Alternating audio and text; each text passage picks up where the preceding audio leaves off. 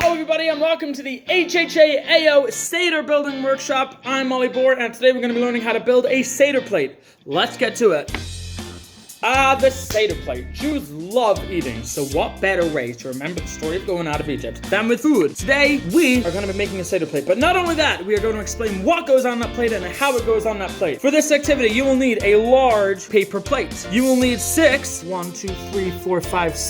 cupcake liners. You will need glue to glue said cupcake liners onto the plate, and you will need markers to mark which one is which. So here are the directions for today. We are going to glue the cupcake liners, 6, around the plate in a square and a circle. It doesn't really matter. Whichever shape your plate is, it could be either one. So we're going to glue the cupcake liners around the plate. We're going to use the markers that we spoke about before to mark which ingredient is supposed to go into which cupcake liner. Don't worry about which one yet. We will get into that. And then the final thing is we're going to use our colored markers to color our plate however we see fit. You like blue, you like red, you like purple. It doesn't matter. The sky's the limit. So let's get to all the ingredients now. The first thing on our Seder plate is maror. So there's two kinds of bitter things that we're eating on our plate. We've got the maror and we've got the chazeret. So the maror is the horseradish. The horseradish, not the jar kind, the one with like the sweet red beets around. Not that stuff. This is the real stuff. This is the actual root. So we've got the horseradish and the romaine lettuce. So what's the difference between romaine lettuce and horseradish? Well, I'll tell you. If you've ever eaten horseradish, you know the difference straight away. When you eat horseradish,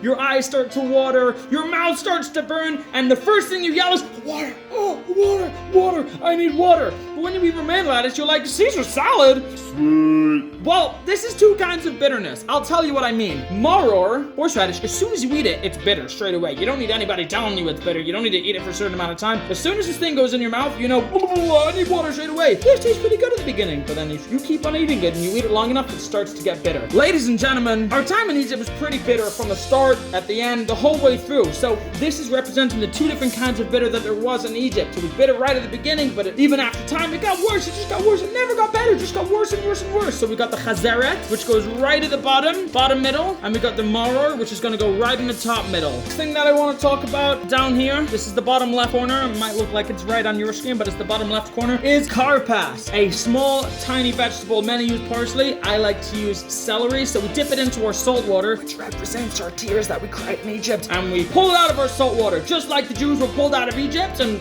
bye-bye tears, hello happiness. So to our celery. Celery goes into the tears and then, whoa, no, you're gone. No more tears. Okay, let's put that in the bottom left part of our Seder plate. Next, we've got the beitza, which is an egg. That goes right next to maror on the other side. So this is going to be the top left of our Seder plate. Did you know that almost all foods, the longer you boil them, the softer they get? But not eggs. The longer you boil eggs, the harder they get. That's just like us, the Jews. The Jewish people have been in hot water many times, starting in Egypt and in many places throughout the world. But we are like the egg. The longer you boil us, the more difficult our time is, the stronger we're gonna get. So this egg right here, top left, right next to the maror. And next, we have our chicken bone, or a small grilled bone. The word zroa actually means arm, which reminds us that Hashem took us out of Egypt with a zroa netuya, with an outstretched arm. Just like that. It also reminds us of the Korban Pesach, the Pesach lamb. That goes in the top right next to the maror. And lastly, we have the charoset, which goes in the bottom right part of your Seder plate. The charoset reminds us that just when things were hard in Egypt, when we were a slave in Egypt, we even had to mix to make our own bricks. The nice thing is the charoset leaves us with a sweet taste in our mouth. Just like the Seder is supposed to. So yes, it's thick like the bricks were, like mortar. It's actually quite nice. So ladies and gentlemen, boys and girls, please fill your Seder plate with these great things and feel free to recap everything that we spoke about this video. Let's go over the Seder plate one last time. In the middle or the top, wherever you put it on your Seder plate, we have the maror, the bitter herbs, which we use horseradish, the real horseradish, not the jar one. And underneath that, at the bottom middle, we have the chazeret, which is the lettuce. Immediately to the left, it might look like the right on the screen, but it's really the left. Immediately to the left of the horseradish is the beitza, which is the egg. And then to the right of the horseradish is the zroa, which is the shank bone, the chicken bone. Going down to the chazeret, which is at the bottom, immediately to the left of the chazeret, which is the karpas, that would be the parsley or the celery. And immediately to the right of the chazeret is the charosat, which is the apple and grape juice and walnuts and cinnamon.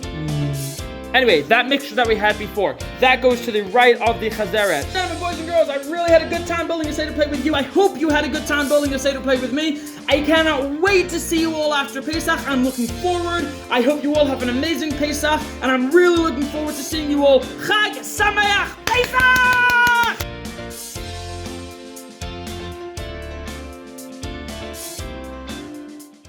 Boom, don't it stink to be in slavery? Boom, boom, don't it stink to be in slavery?